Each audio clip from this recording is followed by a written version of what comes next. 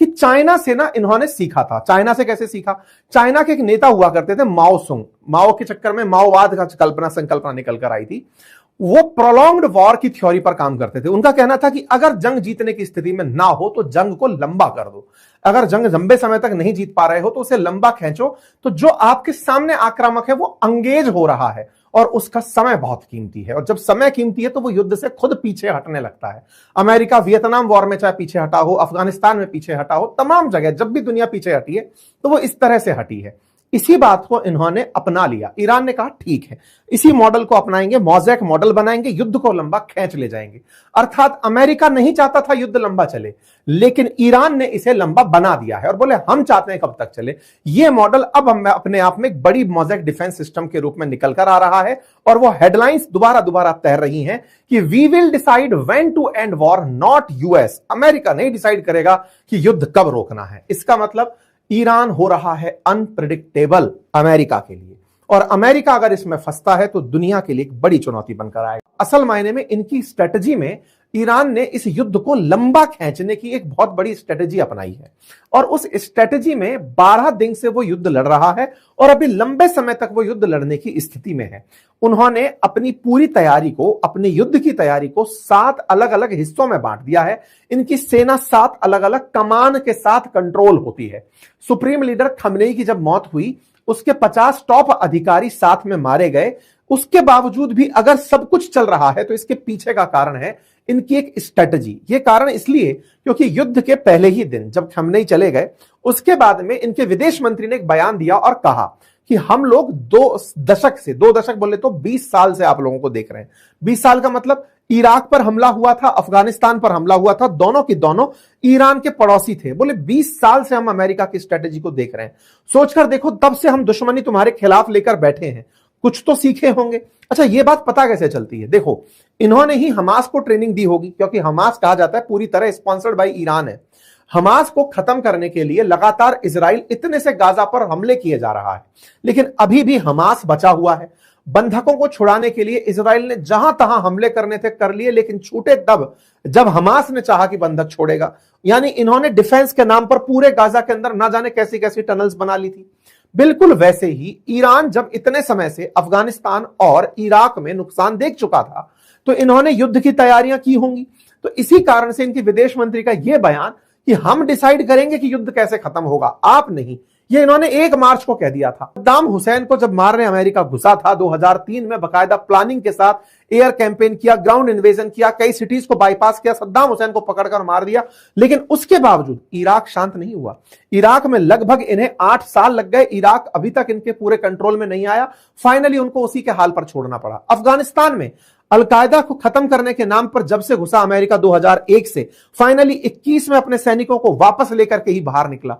कुछ नहीं कर पाया क्योंकि इसकी एयर पावर अच्छी है, मिसाइल स्ट्रेटजी अच्छी है, ग्राउंड फोर्स नहीं है, लोगों में समर्थन नहीं है। सत्ता परिवर्तन के नाम पर जब जब यह अटैक करता है, दुनिया के देशों को बर्बाद तो करता है, लेकिन उस बर्बादी के बाद उस जगह पर सॉल्यूशन नहीं दे पाता, और जब सॉल्यूशन नहीं आते तो उसके परिणाम घातक बनते हैं। फिलहाल के लिए ईरान भी इसी के साथ आगे बढ़ रहा है। ट्रंप ने अपनी तरफ से ईरान में सत्ता परिवर्तन का काम तो किया कि चलो भाई खमनेई को हटा देते हैं, लेकिन खमनेई जाने से पहले ही एक मोज़ेक डिफेंस सिस्टम बना गए थे। मोज़ेक डिफेंस सिस्टम क्या होता है? आपने घरों में कई बार नीचे जब टाइल्स की जगह पर कई जगह चिप्स कराई जाती है तो छोटी छोटी टाइल्स लगाई जाती हैं, अव्यवस्थित तरीके से बिछा दी जाती हैं टाइल्स के खीरे को। कुछ इस तरह की टाइल्स आपने घर में बिछी देखी हो, हमारे यहाँ चिप्स करना कहते हैं इसको, है ना। तो इस तरह से होता है मोज़ेक। मोज़ेक का मतलब क्या है? कुछ भी सेंट्रलाइज्ड नहीं है। आप ये नहीं कह सकते कि दिल्ली हेडक्वार्टर है। उदाहरण के लिए, भारत से दुश्मनी रखने वाला कोई व्यक्ति अगर सबसे बड़ा हमला प्लान करेगा तो कहां करेगा?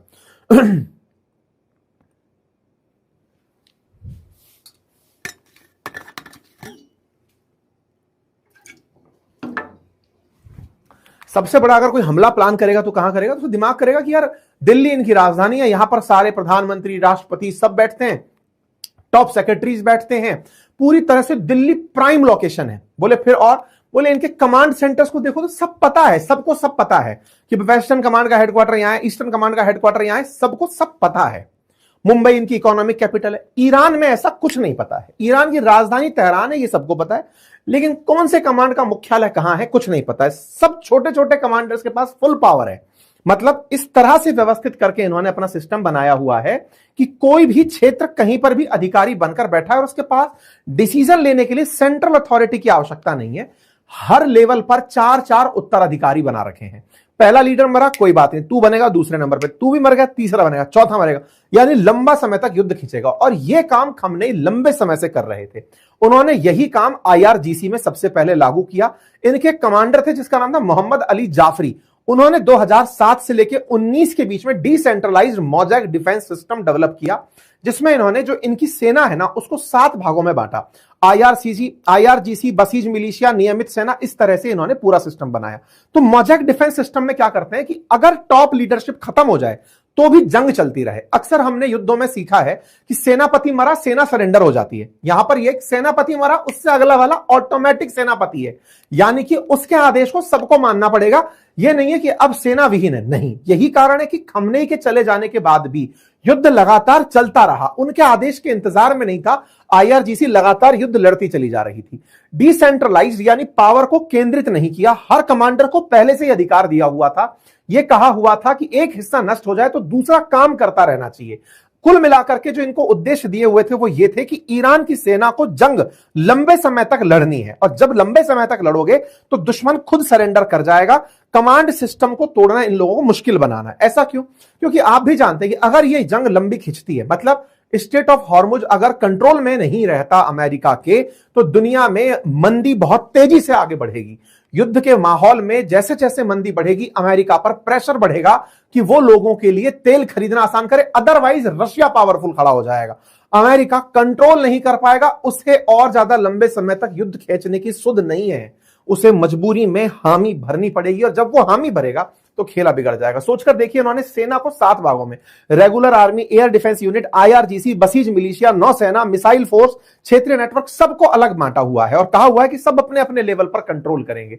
और तो और प्रॉक्सीज भी जो है ना, उनको भी आदेश था, कल को सुप्रीम लीडर का आदेश मिलना बंद हो जाए तो हिजबुल्लाह को आदेश था कि तुम अपने आप मारना शुरू करोगे। वो 250 मिसाइल उठा के आज इजराइल पर मार दिया। तो ये सब काम जो चल रहा है, ये ईरान ने बहुत सोच समझ कर किया, और इसमें चीन का बड़ा रोल बताया जाता है। कहा जाता है, आप इसे कैसे देखते हैं जरूर कमेंट बॉक्स में बताइए। हो सकता है आपका एक डिफरेंट पर्सपेक्टिव हो।